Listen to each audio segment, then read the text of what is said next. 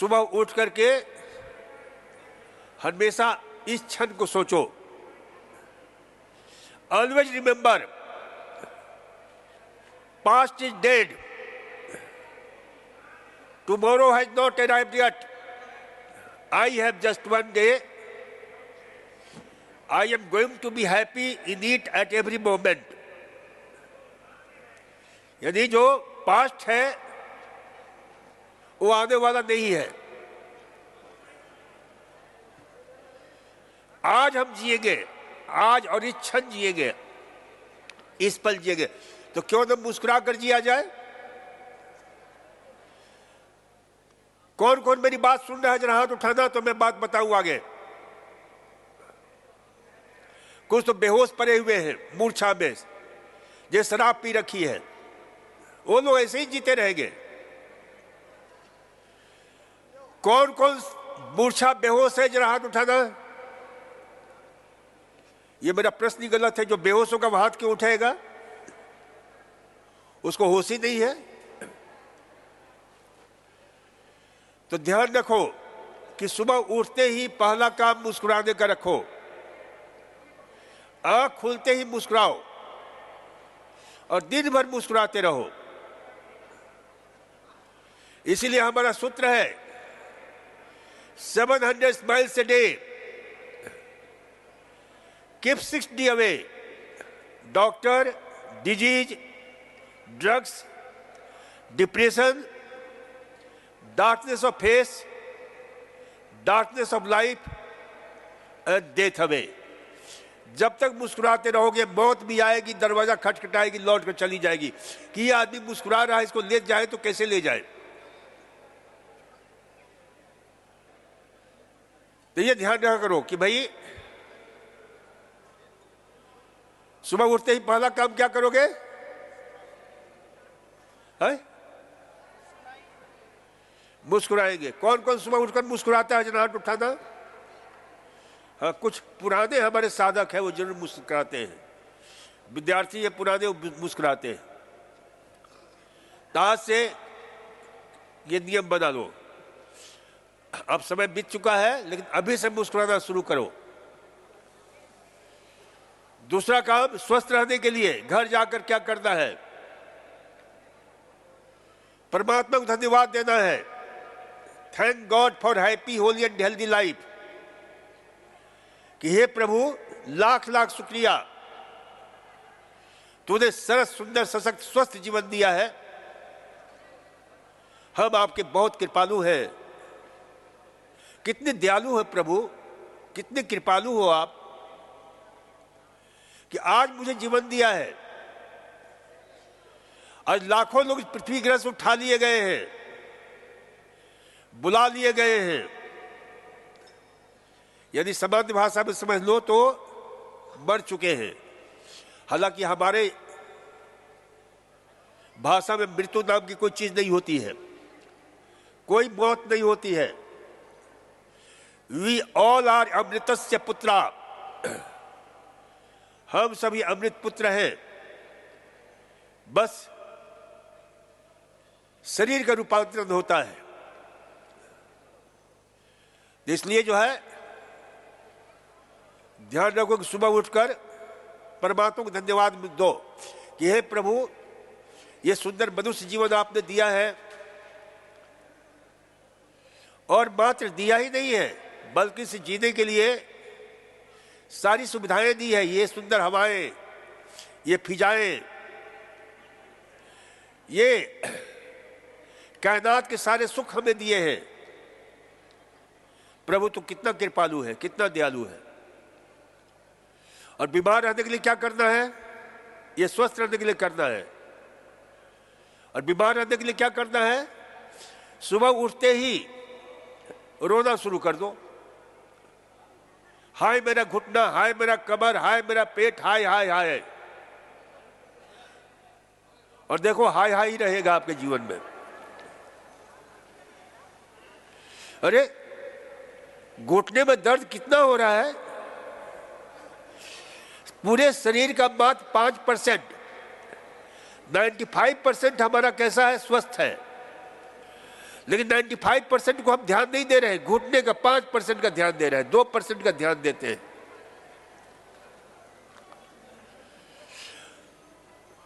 तो ये ध्यान रखा करो। और दूसरा, बीमार रहने के लिए, दुखी रहने के लिए, रोगग्रस्त होने के लिए क्या करना चाहिए? स्वस्थ रहने के लिए परमात्मा को धन्यवाद देना, और बीमार रहने के लिए क्या करना है? परमात्मा को कंप्लेन करना, उलाहना देना कि हे प्रभु, तू मेरे साथ ही ऐसा क्यों करता है? मैं ही तुझे मिला था क्या? किए जाओ उलाहना।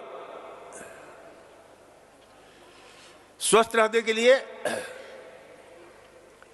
सुबह उठ करके, स्वस्थ रहना कितना सरल है, बीमार होना बहुत कठिन प्रक्रिया है। सुबह उठकर मुस्कुराना कितना सरल है, बीमार रहने के लिए रोना कितना कठिन है, और शरीर में दर्द ढूंढना कि कहाँ दर्द है, कहाँ पीड़ा है, और फिर परमात्मा को उलाहना देना। और फिर उसके बाद स्वस्थ रहने के लिए सुबह उठ करके तीसरा काम, पानी पीना, 2 गिलास पानी पीना।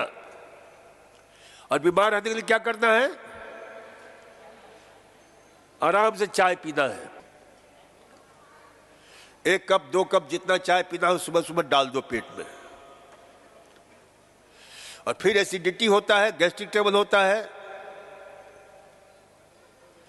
समस्याएं होती है पेट संबंधी, और पेट से संबंधित बहुत सारी बीमारियां होती हैं।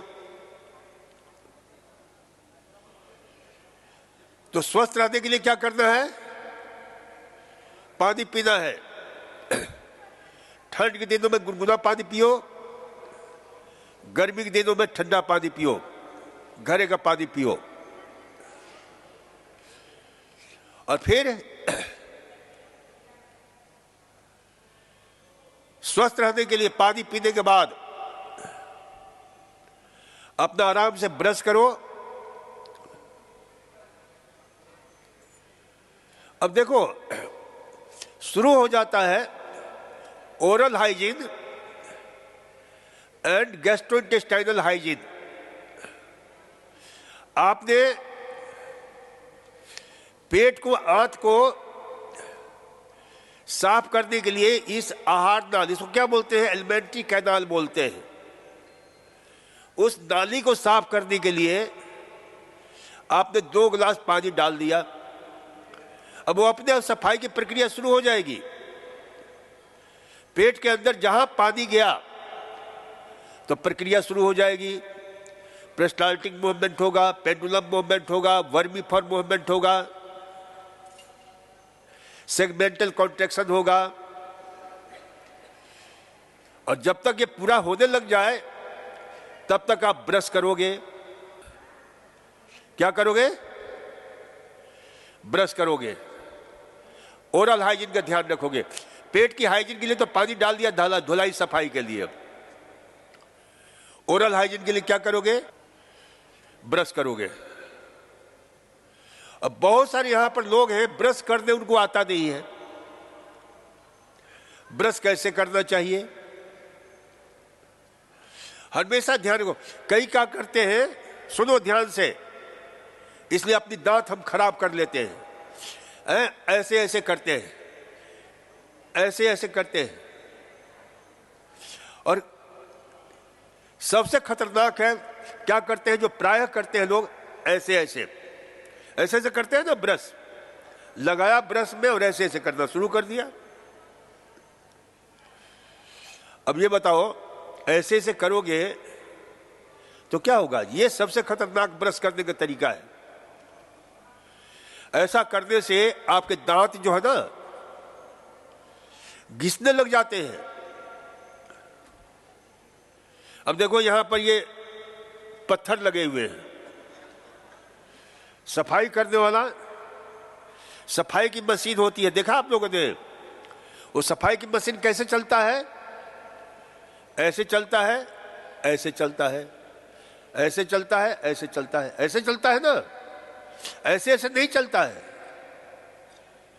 तो ऐसे ऐसे करोगे, ऐसे ऐसे करोगे तो दांत अच्छी तरह साफ होगा। ऐसे ऐसे करोगे तो दांत के एनामेल नष्ट होंगे, दांत खराब होगा। फिर ध्यान रखो, बहुत लोग जानते हैं कि जब भी खाना खाना चाहिए उसके बाद ब्रश करना चाहिए, लेकिन उन लोगों को ये ज्ञान नहीं है, और प्राय लोगों को ज्ञान नहीं है कि भाई ब्रश हमें करना चाहिए, लेकिन खाना खाने के कम से कम आधे घंटे के बाद करना चाहिए। खाने के तुरंत बाद ब्रश कभी भूल कभी मत करो,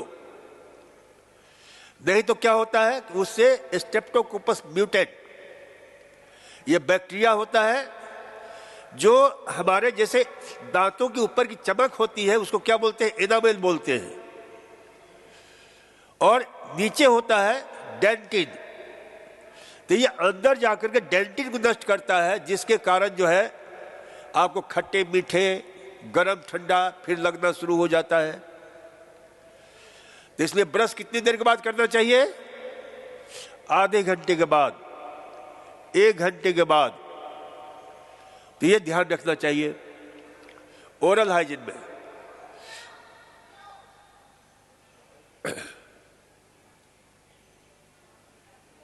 तो ये ध्यान रखना है कि ओरल हाइजीन में देखो, हमारे मुंह में बहुत सारे गुड बैक्टीरिया होते हैं जिनको प्रोबायोटिक्स बोलते हैं, और जो अचरा कचरा खाते रहते हैं, मिठाइयाँ खाते हैं, फ्राइड फूड खाते हैं, उनके मुंह का बैक्टीरिया जो है ना खतरनाक बन जाता है। बहुत ध्यान से सुनो, बहुत महत्वपूर्ण रिसर्च की बात बता रहा हूं। तो ये जो है ना मुंह में देखते हैं बदबू आती है। ये बदबू क्यों आती है? ये विशेष रूप से हेलोटोसिस बैक्टीरिया मूरी बैक्टीरियम के कारण आती है। उस बैक्टीरिया का नाम है, और वो कहाँ होता है ज्ञान नहीं है। वो बिल्कुल जीभ के जो पीछे वाला जो हिस्सा है वहां पर वो पूरी बस्ती बना कर रखते हैं जो बदबू पैदा करते हैं। और दांतों में खास करके मीठी चीजें, कार्बोहाइड्रेट है, concentrate carbohydrate, concentrate starch, concentrate polysaccharides carbohydrate, concentrate disaccharides, concentrate monosaccharides, monosaccharides ये जैसे चीनी है, मिठाइयां हैं, इनके बड़े सूक्ष्म कण होते हैं, माइक्रो। अब वो दांत के अंदर चले जाते हैं और वहां किण्वन प्रक्रिया के द्वारा वहां के वातावरण को प्रदूषित करते हैं, और इससे जो है ना बहुत सारे जहरीले रसायन पैदा होते हैं जिसको बोलते हैं स्ट्रेप्टोकोकस। आपके जो है कई ऐसे, अच्छा कुछ तो बहुत अच्छे होते हैं, ये बैक्टीरिया जैसे स्ट्रेप्टोकोकस है, आपके जो है ई कोलाई है, चाहे जो आपके जो है वैसिलस एसपी है, ये सब बहुत अच्छी क्वालिटी के रसायन पैदा करते हैं हमारे शरीर में, मुंह में। लेकिन हम गलत खान पान करते हैं तो वो उनकी गुण धर्म बदल जाता है और वो खतरनाक ढंग से हमारे पेट में, हमारे शरीर में ऐसे एंडोटॉक्सिन्स पैदा करते हैं, जहरीले, उनका नाम है एंडोटॉक्सिन्स। और वो एंडोटॉक्सिन होता है पॉलीसेक्राइड्स, और ये जितनी बीमारियां अब तक खोजी गई है उन सब से ये जहरीला जो टॉक्सिन्स है उसका संबंध है। ये खास करके ग्राम नेगेटिव जो बैक्टीरिया होते हैं और ग्राम पॉजिटिव जो बैक्टीरिया होते हैं वो एक्सोटॉक्सिन्स पैदा करते हैं। ये बहुत जहरीला जो है बैक्टीरिया जो है। अब ग्राम पॉजिटिव में ग्राम नेगेटिव में अलग अलग बैक्टीरियाएं होते हैं। तो ये ध्यान रखा करो कि भाई आपके मुंह के वातावरण को सही रखना, मुंह के वातावरण को सही रखने में सबसे बेहतरीन जो है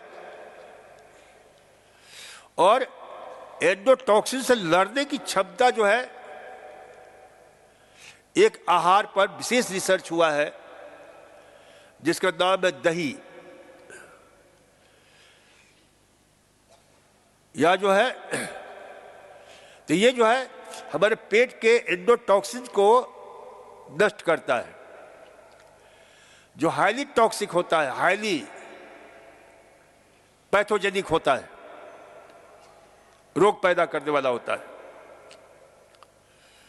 तो मुंह के हाइजीन के लिए रोज कम से कम 1 कटोरी 1.5 कटोरी दही जरूर खाया करो। पेट की इकोसिस्टम को भी सही रखना बहुत जरूरी है। तो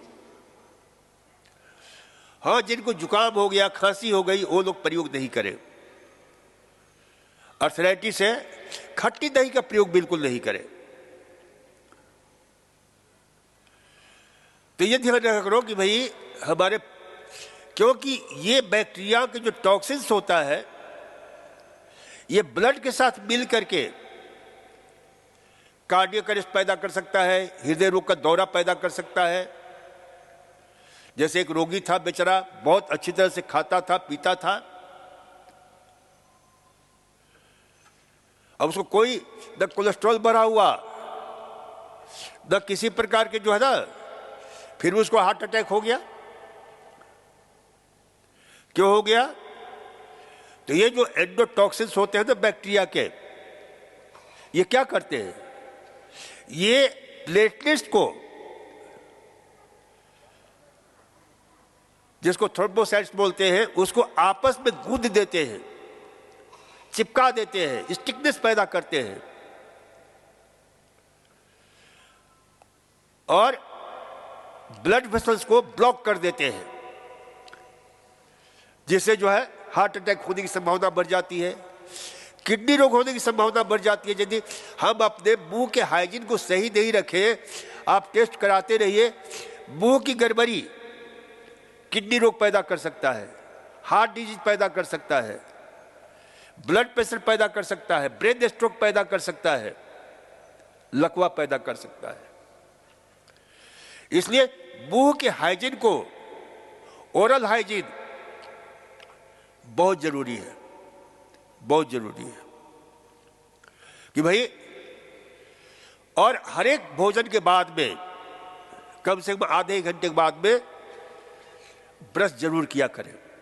लेकिन ब्रश करने का तरीका रगड़िए मत जोर जोर से, बिल्कुल हल्के हाथ से ऐसे ऐसे करिए, बिल्कुल माइल्ड होना चाहिए। रगड़ रगड़ के करने से जो है ना, दांत को, मसूरों को, सबको खराब कर देते हो। और एक चीज और ध्यान रखो, दांत के लिए बहुत जरूरी है कि दांत को कौन संभालता है, मसूरे संभालते हैं। तो थोड़ा सा जो है ना, मसूरों की मालिश भी कर लिया करो उंगली से।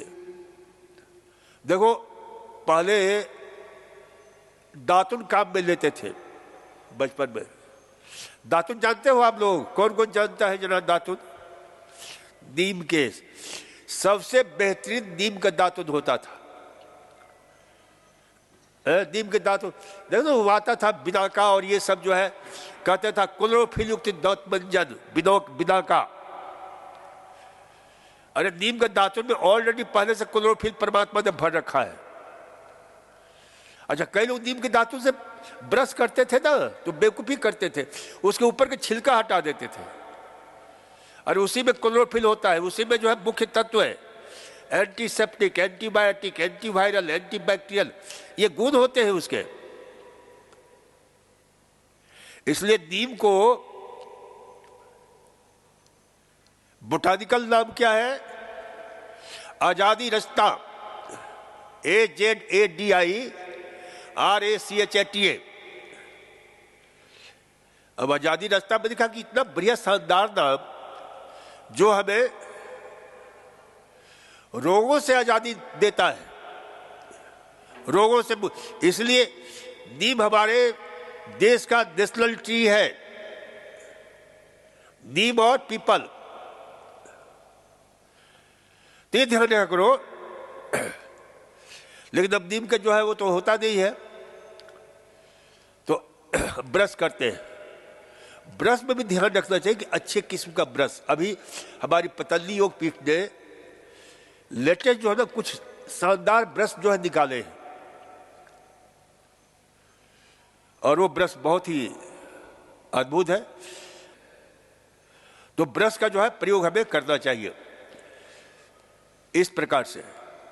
और सबसे बढ़िया स्वामी जी जब भी होते हैं बताते हैं काहे से मंजन बहुत अच्छा है, पेस्ट से भी ज्यादा मंजन जो है ना हमारे यहाँ का बहुत ही शानदार है,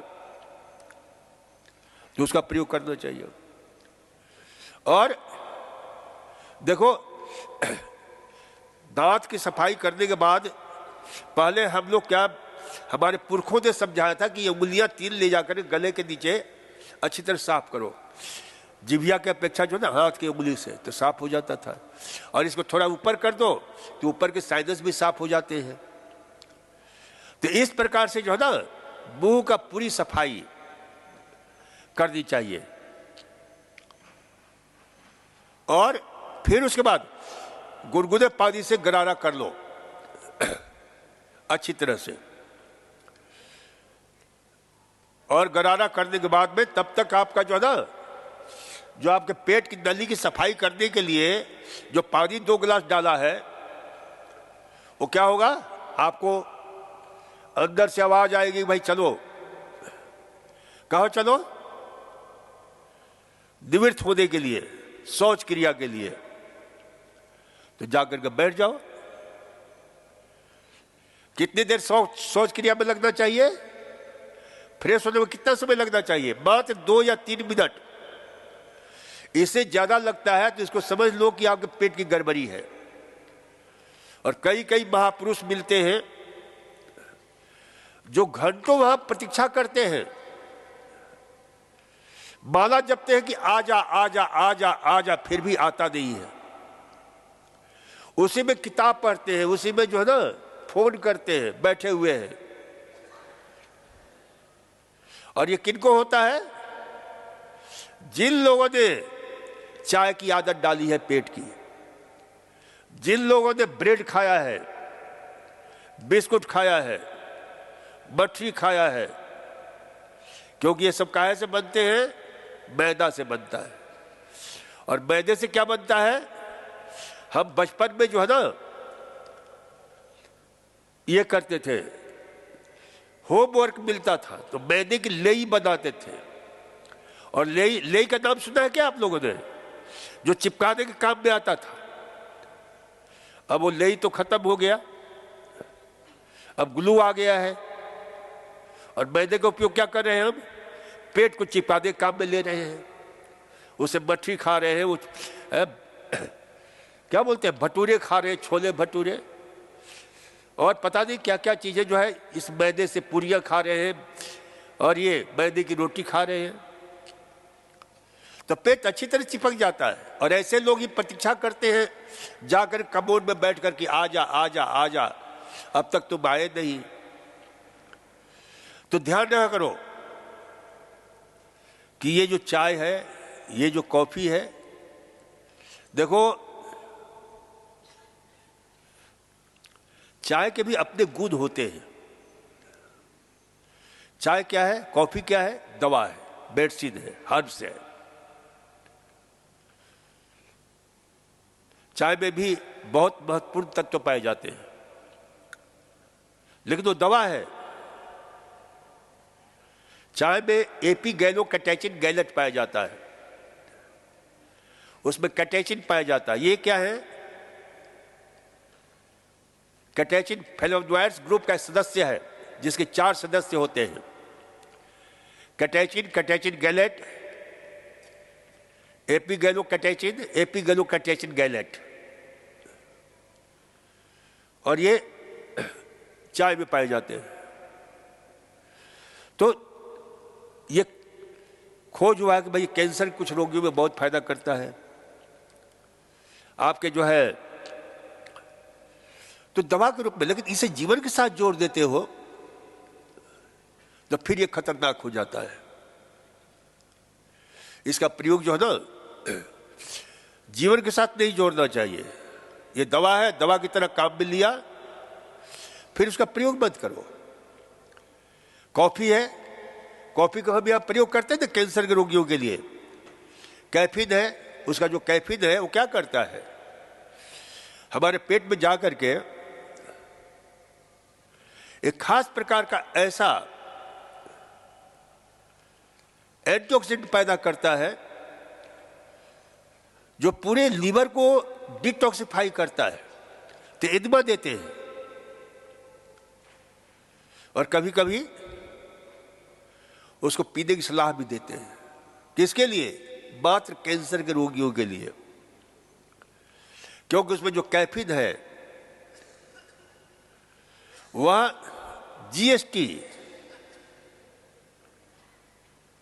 जिसको बोलते हैं ग्लूथियोल एस्ट्रांसफेरेस एंजाइम, को सक्रिय करता है।